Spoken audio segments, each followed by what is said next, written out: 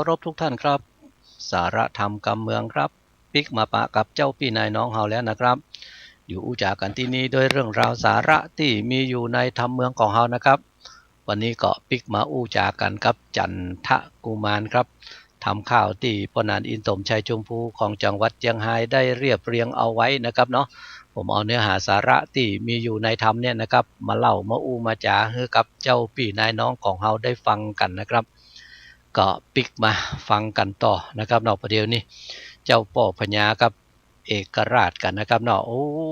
ถึงบ่เอาละนะครับประเด็นนี้นะจะขึ้นไปอยู่สวรรค์ชั้นฟ้าติ๊กติ๊กตายแล้วขอให้ขึ้นไปเกิดเป็นเทวบุตรอยู่บนสวรรค์ปุ่นปโดโรมีสาวงามตั้งหลายมีนางฟ้าตั้งหลายแวดล้อมห้อมเป็นบริวารไผมาอู้กับจังประเด็นนี้นะบอกว่าจะเป็นลูกบอกว่าจะเป็นเมียบอกว่าจะเป็นหลานมาบอกให้ฟังตึ้งบ่เอาครับจะฆ่าติ๊กติ๊กนะประเด็นนี้นะโอ้ชาวบ้านชาวเมืองทั้งหลายก็จนอยู่บ้านอยู่จองพอบ่ได้นะครับเนาะได้ยินเสียงให้เสียงห้องก็ตึงบ่หม่นบ่งั้นนะลูกนะครับเนาะแม่พญานะครับเนาะแม่พญาโคตมีกะนะครับมาละนะครับเนาะอันนี้เมียลูกนะครับอีป่อมาว่าแล้วนี่แม่มาว่าแล้วยังว่าอย่างเตือนะครับเนาะ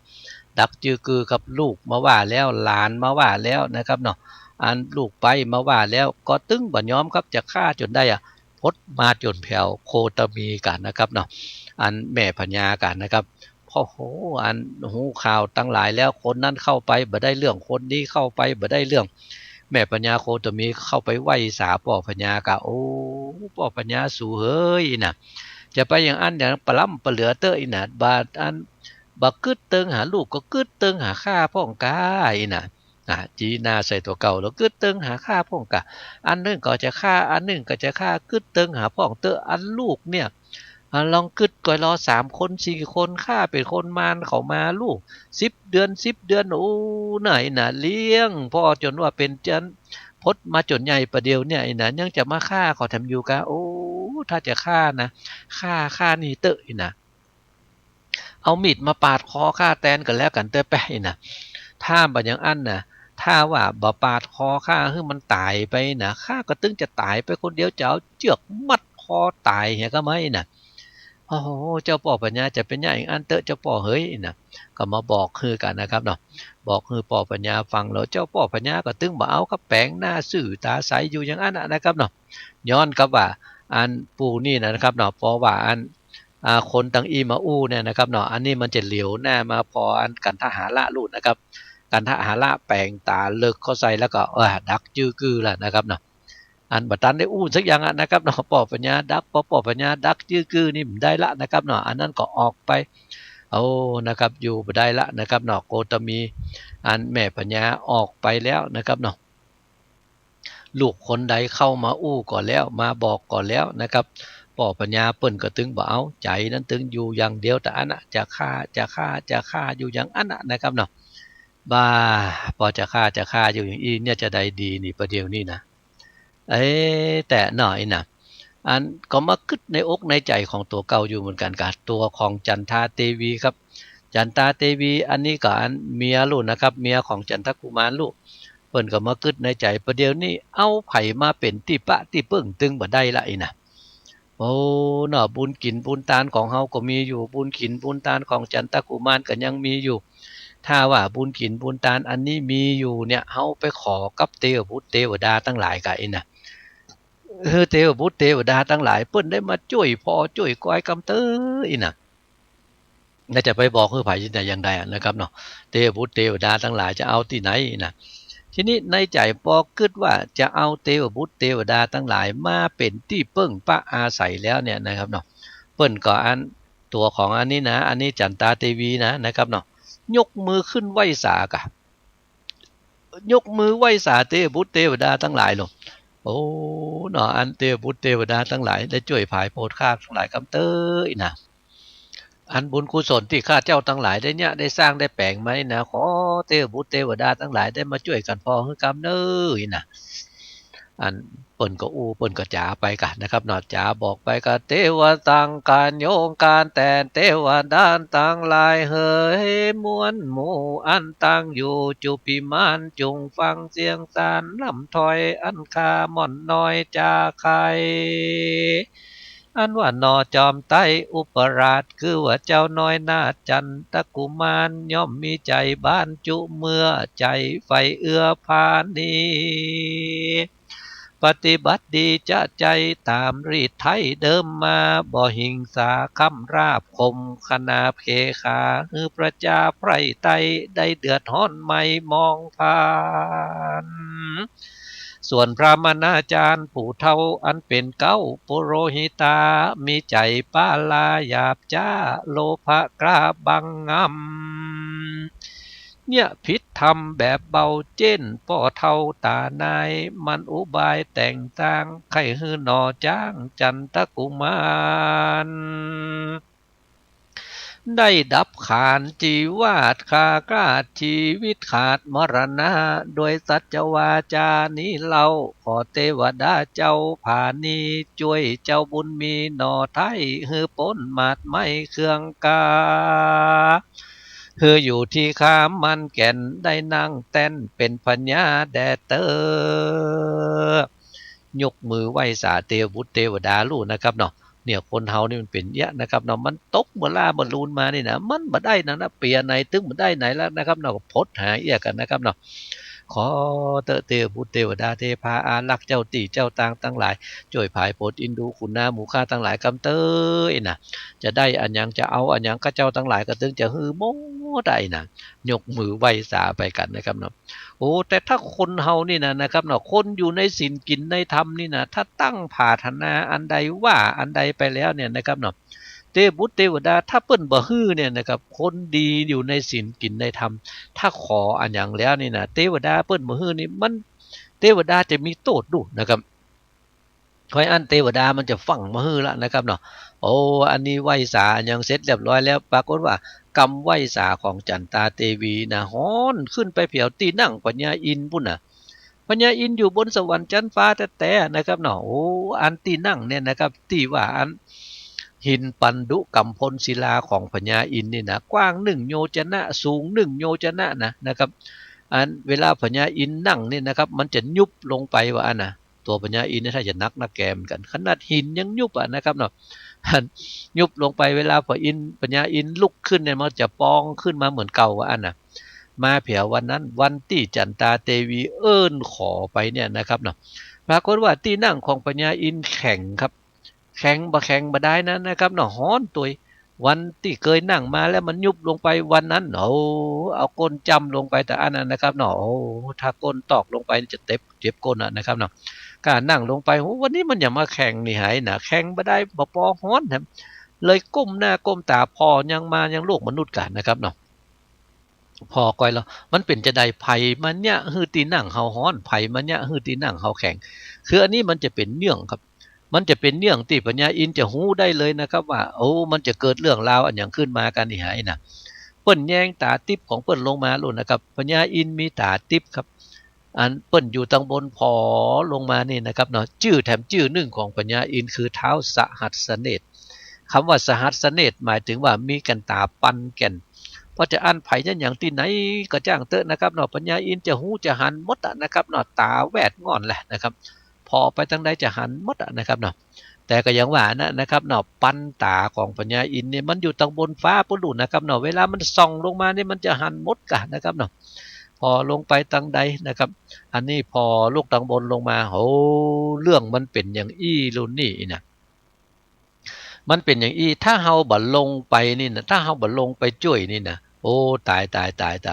อันมันจะเป็นอันใหญ่อันโตละนะปูนี่ฆ่าลูกฆ่าเมียมันจะได้ไปเกิดตกมอนหกปุนลู่อีนะหมู่นั้นตึงมดตึงมวลมันบ่เติงที่ตายเตลู่ตนบุญก็มีหั่นตนอันหูตนลวกมีหั่นจะมาตายกับเรื่องบักกับเรื่องนี่มันบ่ได้เรื่องละอีนะพญาอินก็เลยลงจากสวรรค์ชั้นฟ้ามากันนะครับเนาะ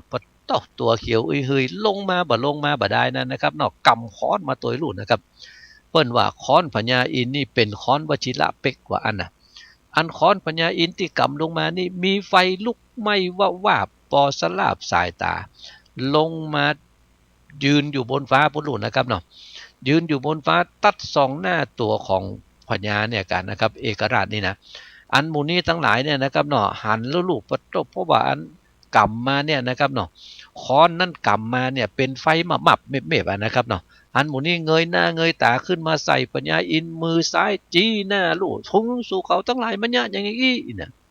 หูก็นี่นะจีน่าด่าเจ้าป่อพญาลูกนะครับพญาอินดานะครับเนาะ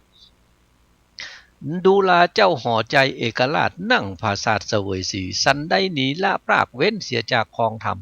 คนกระทำบาปกาได้ขึ้นเมืองสวรรค์จันฟ้ามึงเกยหันหน้ามาก่อนกาว่ามันมีอยู่แดนใดมันเป็นไผบอกเล่าว่าข้าลูกเต้ายิงจ่ายเป็นบุญหลายล้ำเลิศปาไปเกิดเมืองบนดูราเต้าทารนบาปเศร้าจุงปล่อยลูกเต้ายิงจ่ายตึงคนและสัตว์ทั้งหลายน้อยใหญ่ฮื้อเสี่ยงไข่บัดเดียวก้อนบ่เร็วรีบปล่อยหัวมึงจักย่อยซับปั้นว่าอันน่ะปัดโถจีหน้าตัวคู่ตัวด่าตัวแหละนะครับเนาะแกว่งค้อนไปมากับปัดโถวับเวบดูนะครับเจ้าป่อปัญญามาถึงประเดียวนี่นะครับเนาะใจห้อนใจไหมแล้วนะครับประเด็นนี้สั่นกลัวตายแล้วลูกนะครับพอสั่นกลัวตายเลี้ยวหน้าไปพอตัวของจะปล่อยยังปล่อยมันได้แต่นะครับเนาะเลี้ยวหน้าไปพอกันทหาร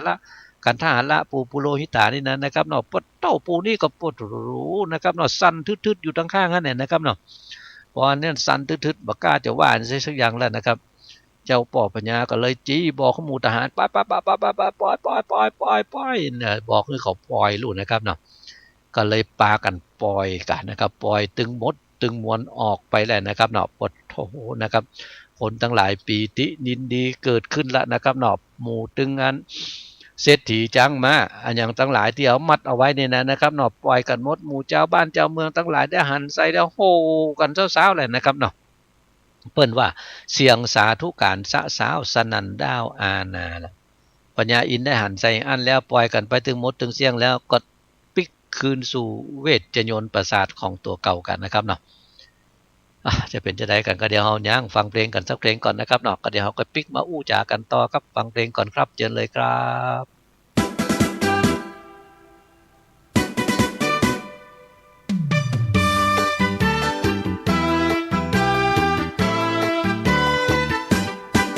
ยุคนี้เป็นยุคสมัยใหม่ประเทศไทยเปิ้นพัฒนาเป็นยุคโลกาภิวัตน์รัฐบาลเร่งรัดขจัดปัญหาในเรื่องสื่อสารติดต่อไอ้คำขี้ก็มีมือถือแล้วนะ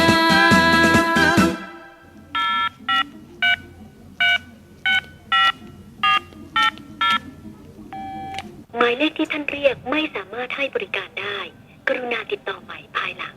Sorry this number is not เพื่อนคำนี่มันอย่างไรวะแต่ว่าเบอร์มันถูกตัดไปแล้วบ่ใจกะแล้วมันยังให้เบอร์มือถือเฮาไว้เนี่ยหาว่าโทรได้ตลอดเวลาแต่เจ้าก็ยังหันมันโทรอยู่มันจะโทรอู้ไผมาดไอ้เพื่อนคนนี้มันเหลือหลายตอนแน่สาวๆซ้ำให้อู้ธุรกิจเงินแสนเงินล้านพุ่นเฮาหันมาหลายคนแล้วอย่างอี้นะนึกว่ามีก็คนอื่นเป็นว่ามาเจอไอ้คำเพื่อนเฮานี่แถมคนน่ะเฮ้ยไอ้คำมือถือหันหน้าเหมือนเปิ้นเจริญขนาดให้เฮาซอกยอดเหรียญบาทโทรหาเพื่อนหาฝูงไอ้คำขี้กอการติดต่อมันยังมายากยุ่งเราลำรอไอ้คำขี้กอเฮาโทรติดต่อเจ้าของร้านปอสะดุ้งไอ้คำนี่มันได้กันเว้ยนัดมันเป็นนัดเลยนะไอ้เนี่ยมาสักเตื้อนี่กะเขาอยากเพิ่มมันก็อ้ายอ๋อมันเป็นอย่างหรอกน้องเนี่ยเล่าไว้กับมีอยู่ถ้าอย่างหมดแล้วจะสร้างกันแล้วกันเนาะ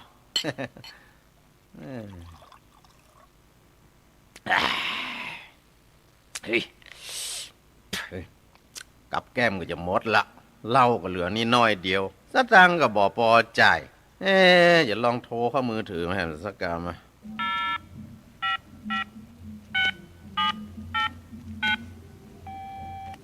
ฮัลโหลติดได้เฮ้ยฮัลโหลท่านกำลังเข้าสู่บริการรับฝากข้อความ Welcome to voicemail system นี่แต่เอาแถมแล้วไอ้คำเบิร์ดก่อระงับการใจเบิร์ดก่อฮื้อฝากข้อความฝากก็ฝากเว้ยสงสัยไล่หูแก้วแล้วลูกเนี่ยเราจะฝากข้อความถึงเปื้อนคำสักคำ เพราะไอ้เนี่ยมาหักอยู่ในร้านนี่ไอ้ บ่จะหักแล้วน้อง ไอ้ฝากข้อความถึงเพื่อนไอ้อย่า โอ้ไปฝากไก่ร้านนี้บ่ห้าฝากข้อความไก่กับขายเหล้าขายยาเนี่ย ไก่น้ำลาย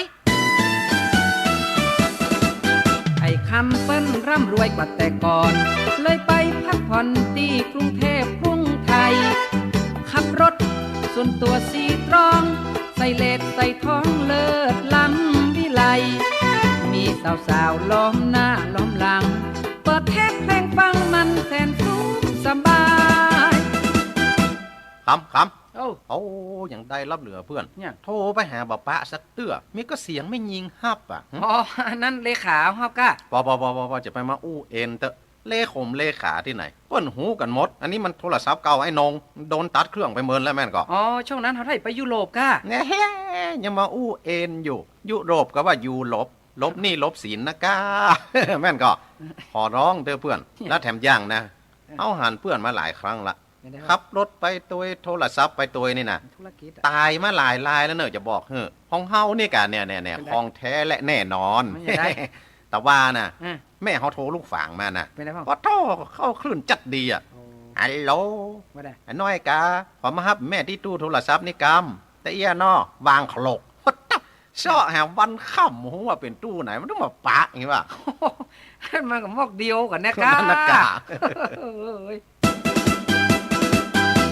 ครับฟังเพลงกันไปแล้วปิกมาอู้จากันต่อครับ สาระธรรมกำเมือง ผมวิโรจน์อินทนนท์กำลังอู้จากับเจ้าพี่นายน้องของเฮาในช่วงเวลานี้กันอยู่นะครับ FM 104.50 คลื่นเพื่อการศึกษาพระพุทธศาสนาและวัฒนธรรม วัดฝ่ายหินอำเภอเมืองจังหวัดเชียงใหม่ครับ เป็นแม่ข่ายถ่ายทอดเสียงนี้ไปตำตั้งสถานีวิทยุเครือข่ายกัลยาณธรรมหลายๆสถานีด้วยกัน ขอบคุณสถานีวิทยุผู้สถานีครับ ที่ได้เอื้อเฟื้อฮือรายการสาระธรรมกำเมือง ออกอากาศฮือกับเจ้าปี่นายน้องของเฮาได้ฟังกันนะครับเนาะปิกมาอู้จากันนะครับประเดี๋ยวนี้ครับปล่อยกันไปหมดแล้วนะครับเนาะปตโรเสียงโหเสียงอันห้องของเจ้าบ้านเจ้าเมืองทั้งหลายเป็นอันดีม่วนอกม่วนใจกันนะครับเนาะอันกันทหารละครับปดโถประเดี๋ยวนี้เลี้ยวซ้ายแลขวาปออันนะเปิ้นก็โหเปิ้นก็ห้องกันหมดแล้วนะครับเนาะอยู่บ่ได้แล้วเฮ้ยเฮาเฮ้ยน่ะจะมานั่งกกงกอยู่ตอนนี้ก็เดี๋ยวเขาจะยับเฮาไก่น่ะมันก็ก่อยทอดแทดออกมากันนะครับเนาะลำนาป่อปัญญามาแล้วลุกขึ้นไปได้ล่นลุ่นนะครับเนาะไปละโอ้ยบ่อยู่แล้วโอ้ยอยู่ก็ตายกันนี่ฮะนี่น่ะโอ้กันทหารละว่ายหน้าล่นออกมาได้น้อยเดียวครับหมู่เจ้าบ้านเจ้าเมืองทั้งหลายนั่นนะครับมันจำหน้าได้ลูกโอ้ปูนั้นไปแล้วเฮ้ยเอาวกกันนะครับเนาะบอกเอิ้นกันโหลวกยับมันไว้นะก็ปากันยับกันนะครับเนาะโอ้มันบ่ใช่ยับบ่ได้ละนะครับเนาะอันหนึ่งยับอันหนึ่งตีอันหนึ่งตีนตั้งอันหนึ่งทีบนะครับเนาะโอ้มันเป็นตาปูเท่านี่ลูกนี่มันเป็นอย่างอี้ลูกนี่กาลีบ้านกาลีเมืองลูกนี่น่ะช่วยกันนะครับเนาะเอามือตุบหน่อยสองหน่อยตีนตั้งฟ่องยุกฟ่องนะครับเนาะเปิ้นว่าตีนตืบกันใส่เข้าไปจนพ่อตายคำตีนนะครับเนาะนี่นะครับเนาะคนบดีเนี่ยมันเป็นจะอี้หรอนะครับเนาะยุสุยเปิ้นหรอเพราะว่าอันปูนี่ตายไปแล้วอย่างนะครับเนาะ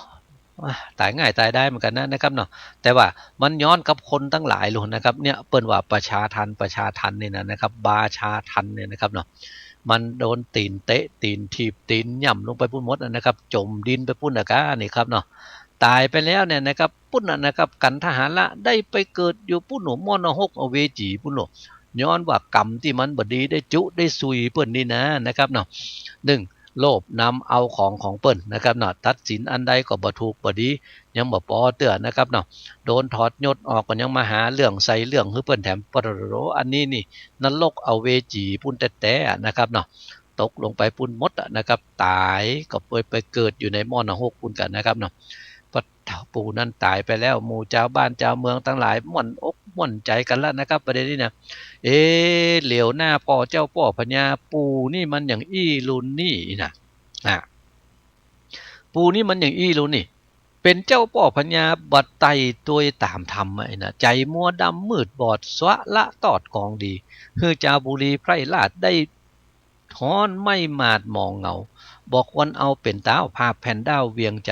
กันอยู่เมินไปปลายหน้าจุมไฟฟ้ายิงใจเตี้ยงตุกหลายเหลือแลบ่เว้นแว่คืนวันเต้าจักปากันขับออกคืออยู่ไปนอกปาลาว่าอันน่ะ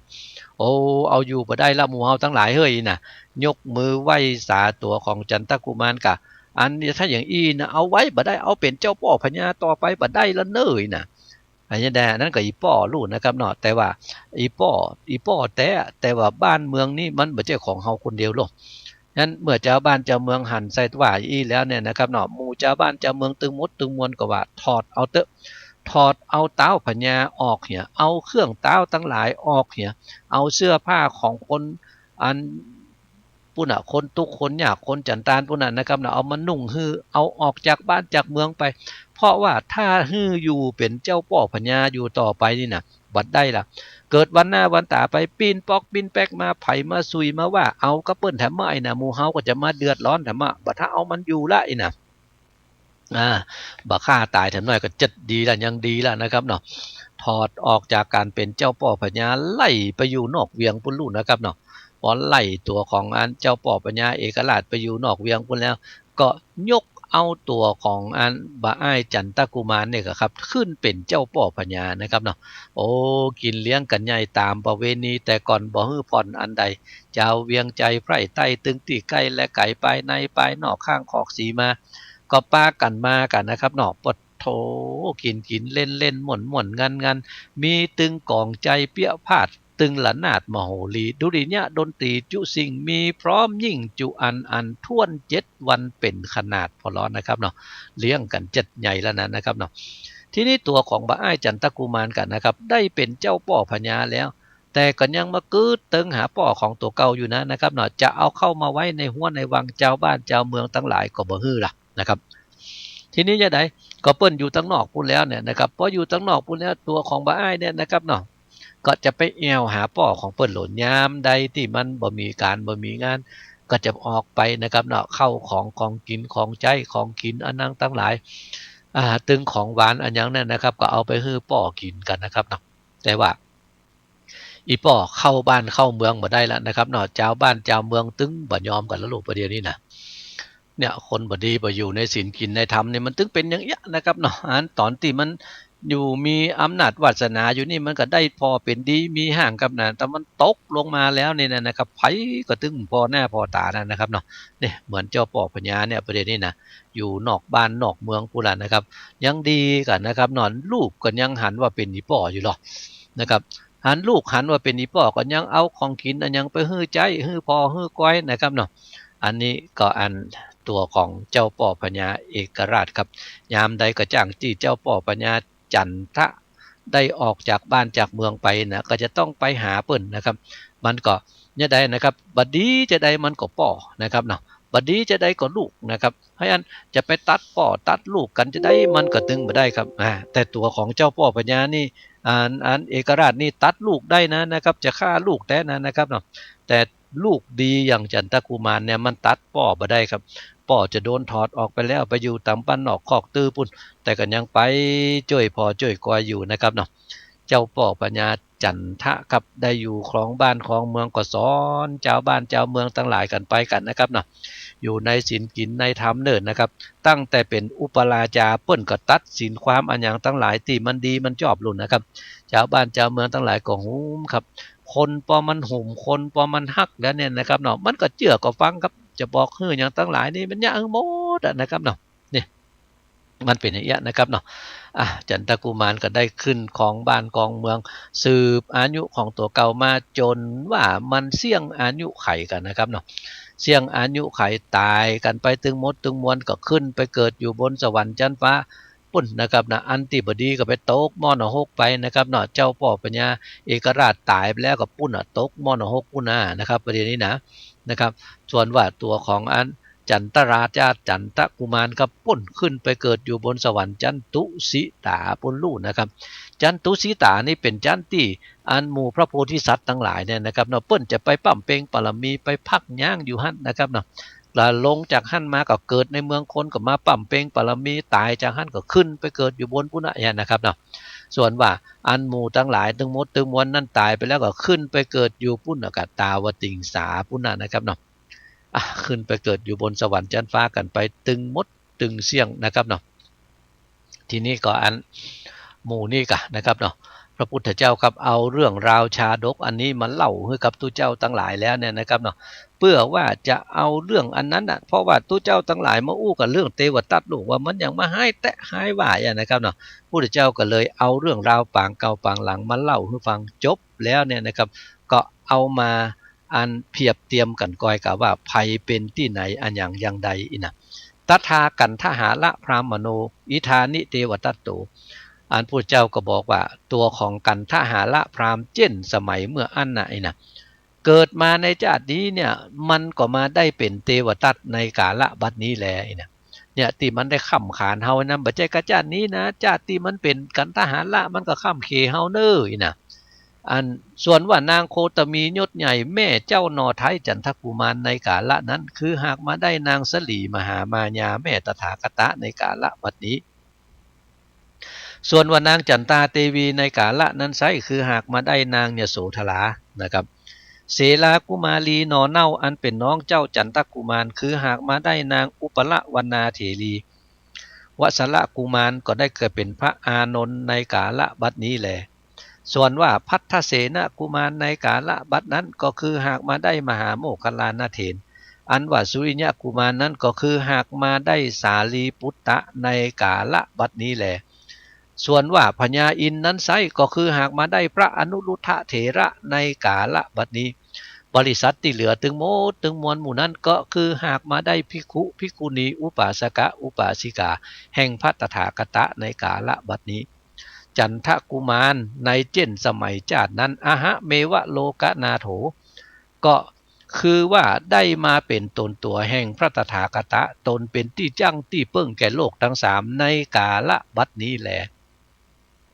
ตุมเหมภวันตาจานตังกังทาเรนทะจุมสันธาหนุ่มเท่าได้ฟังแต่เก้าเทิงปลายจุงกฎหมายใส่ใจจำจื่อไว้ในตน